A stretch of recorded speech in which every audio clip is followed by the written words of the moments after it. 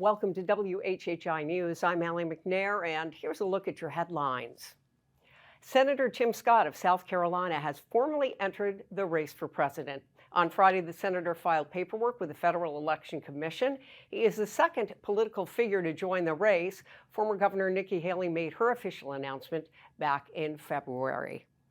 Well, it's almost like a slow-moving hurricane through Edisto Beach. Dominion Energy is cutting down nearly 1,000 palmetto trees in that beach town, about 25 a day through mid-June, to avoid contact with power lines. The town fought the removal but has had very little power, so to speak, to stop it. The town is working with Dominion on a tree replacement program that would plant trees out of the right-of-way, though a sticking point is who's going to pay for those trees. A combination of federal COVID relief money and state grants is going to allow the town of Port Royal to increase its capital projects fund from the current $500,000 to $5 million in the next fiscal year. That will help finish the new shrimp dock, extend the Spanish Moss Trail, put down a mile of new sidewalks, and resurface the downtown roads. The town has received nearly $5.5 million in COVID funds and $2.5 million from the state, as well as an insurance settlement after a fire at the docks back in 2015. Now, demolition of the old dock should begin by the end of summer. The town's overall budget is increasing by about 6%, much of that going to a 5% cost of living raise for town employees. Well, if you've gotten your home insurance renewal notice lately, you already know that rates are skyrocketing between 20 to 70%.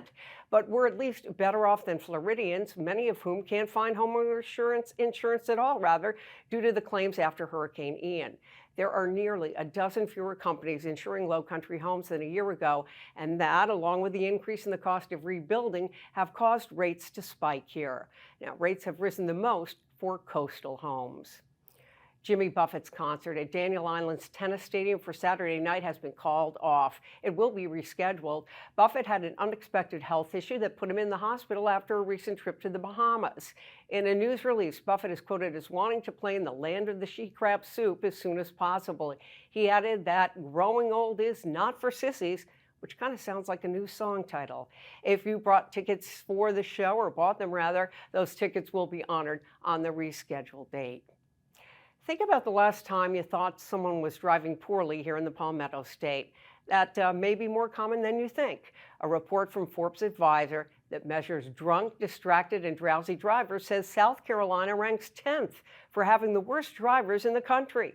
In 2022, the state's traffic death toll was actually down about 100 to about 1,100 traffic deaths. Texas, Louisiana, and Kansas are the three worst driving states, with Montana the worst for drunk drivers. Washington, D.C., Vermont, and Massachusetts have the best drivers. Now, for more information on these stories and more, visit the news sources on your screen. Be sure to check us out on Facebook, Instagram, and Twitter. And if you have a story idea, feel free to email us at news@WHHITV.com. And now with our sports, here's Justin Jarrett. Justin? Hey, it's time for Last Night in the Lowco on WHHI, powered by Lowco Sports. It was a rain out last night, so with no scores or highlights to pass along, we'll give you a sneak peek at today's episode of the Lowco Diamond Dudes, where I went inside the dugout with the 4 Bluffton High School standouts who are headed to play at the next level. I think it feels good. I think it's very bittersweet, but I think that a few years ago, none of us really thought we would have been all sitting here next to each other, because I feel like a lot can happen in those kinds of years. So I feel like for all of us to kind of push through and actually achieve our goals is, I'm very proud of each and every one of you, and I wouldn't want to be sitting next to anybody else. Our teammates had already signed earlier in the year, with Alyssa Rose staying home at USCB, Katie Ryan going to King University in Tennessee, and Parker Ray headed to Embry-Riddle. But Olivia Harrison was the latest to join the party, signing Wednesday to continue her career at USC Salkehatchie. I knew almost as soon as the season started that I was better than I've been, and I knew I could be so amazing if I had the opportunity, and an opportunity presented itself to me, and I'm ready to be the athlete that I've dreamed of being my whole life. It was an insightful conversation with some incredible young women who are great reps for the Lowco. Hear more on Lowco Diamond Dudes on the Lowco Media YouTube channel. For Lowco Sports and WHHI, I'm Justin Jarrett. Until next week, go Lowco. Thanks, Justin. And we have weather for you now. Maria Soden. Maria? Thanks, Allie. Yep, so taking a look ahead. If you're going to be out and about this weekend, make sure you pack that umbrella because we are going to be seeing a lot of rain this weekend, and we're going to see more once we get into next week. Taking a look at Saturday, it's going to be humid with intervals of clouds and sunshine, and then we will be seeing a thunderstorm later in the afternoon, possibly into the evening. Hillman is going to have a high of 81, a low of 67. Bluffton's going to have a high of 83, a low of 65. And Beaufort's going to have a high of 83 and a low of 65. Come Sunday, it's going to be sunny in the morning, then turn cloudy by the afternoon. We will be seeing thunderstorms throughout the afternoon, and then we're going to see showers continuing on into the evening. Hillman's going to have a high of 81, a low of 71. Bluffton's going to have a high of 83, a low of 69. And Beaufort's going to have a high of 81 and a low of 69.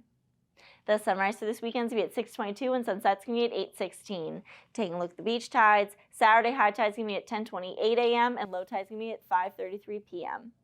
Then looking at Sunday, high tide is going to be 11:06 a.m. and low tide is going to be at 6:18 p.m. Taking a look into next week, Monday, it's going to be cloudy with scattered showers throughout the day and into the evening, and the wind is supposed to be picking up in the afternoon. Highs are going to be in the 70s, lows in the 70s. Come Tuesday, it's going to be sunny to partly cloudy. Again, windy, humid, and we're going to see scattered showers throughout the day and into the evening with highs in the 70s and lows in the 60s. And then come Wednesday, it's going to be cloudy with scattered thunderstorms throughout the day, but it should be clearing up by the evening. Highs are going to be in the 80s, lows in the 60s. That's it for today. Let's head it back to the desk. Thanks, Maria. When we come back, we're going to find out what the difference is between a rip current and rip tide. Cinda Seaman joins us. Stay right there.